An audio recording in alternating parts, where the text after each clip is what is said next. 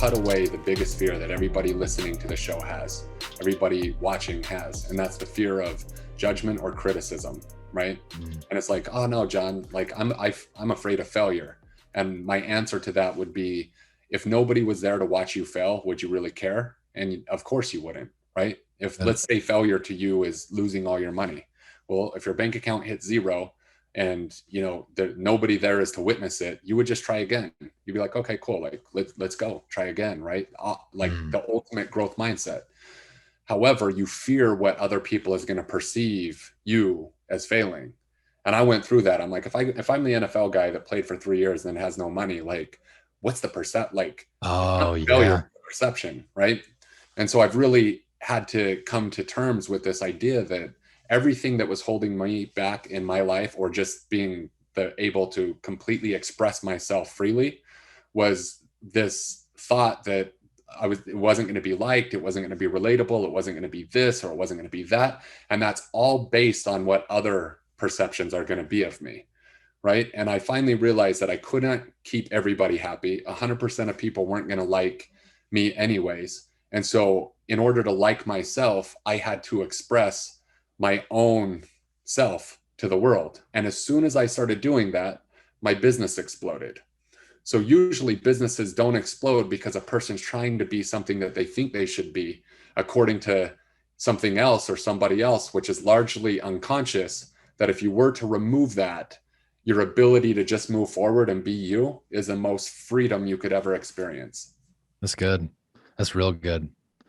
Guys, I would highly recommend just like taking the last 30 seconds to a minute and hitting that back button on your phone. Just re-listen to that a couple times, because it's incredibly important behavior to keep in mind, is that the more authenticity we can really just show through in our lives every single day, it's just going to make us more and more free.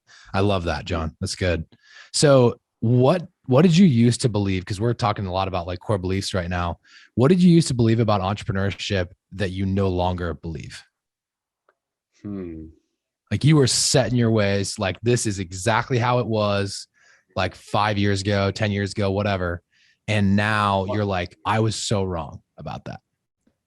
Yeah, I believe that like I had to do everything, right? I was the entrepreneur that was like, I had to do everything because I thought that I could do it better, right? So I believed for a long period of time, I never could scale my gyms because I was like the best trainer that ever lived, right? In my own mind, like this egotistical, like I can't hire anybody as good as me. So if a person's coming to my gym, they want John because John does it better than anybody else. Therefore, John, you work from 9 to 9 and don't get anything else in the business done because you're so focused on being the best artist in this, ability to train somebody's body, right? Yep. So I could never scale. It was like, okay, cool. Like be the best at that, but then never scale it, never help anybody but the 10 people because you're so focused on that. Right. And then, that graduated to finally being able to hire people who were better than me at certain things and were more not knowledgeable at certain things. That's a mind-blowing experience for any entrepreneur. And then it was like, okay, cool. Well, nobody can sell my program like me. Right. So then I would just be a slave to Zoom calls every single day because my calendar would pop up from the marketing that we were doing. And, I would be the guy that was supposed to be at my daughter's dance class. And I'd be like, oh, someone just scheduled a call at 4 p.m. Like, that's how I make money. I got to go back to the office. Right. And I was like, that's got to stop. And it was a belief that nobody could sell my program better than me until I hired sales team and trained them and found out really quickly that they could sell my program better than I could. And so all of the constraints that a person has right now on what you can't do is a construct of your beliefs that you have a lot of times unconsciously, right? And they're just stories. So now I realize that like everything that was holding me back was a simple illusion. And that's why I go so heavy into some of the masterminds we do, which we call Upgrade X, which is, I'd say that it's the psychology of excellence. How do we go in there and mentally program ourselves for excellence, right? So that we can become more and do do so more effortlessly. Because people hear my message and they're like, John, you're kind of like aggressive and abrasive. a little bit on the surface, but then they come into my world. I'm like, hey, like we don't actually need to prove to the world how mentally tough we are. My message as a mindset performance coach isn't do more or just do it. It's like, let's find out what's programmed deep into your unconscious, and let me just help you remove that, right? Let me help remove that at an unconscious level so that you no longer have to believe this thing that's keeping you imprisoned into this stuckness that you feel. So, Yeah. that's huge for people, is like being aware of the things that are holding them back.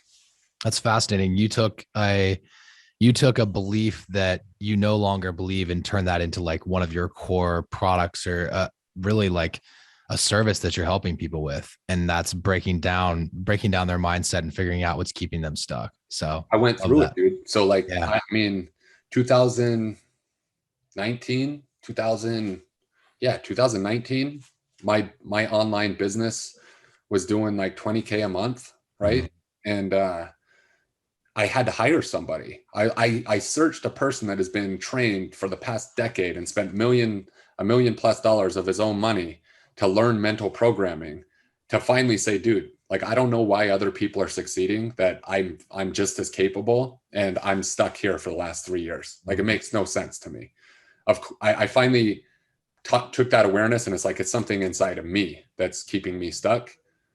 And I wrote him a big check, and he went to work on the unconscious parts of me that I didn't even know was holding me back.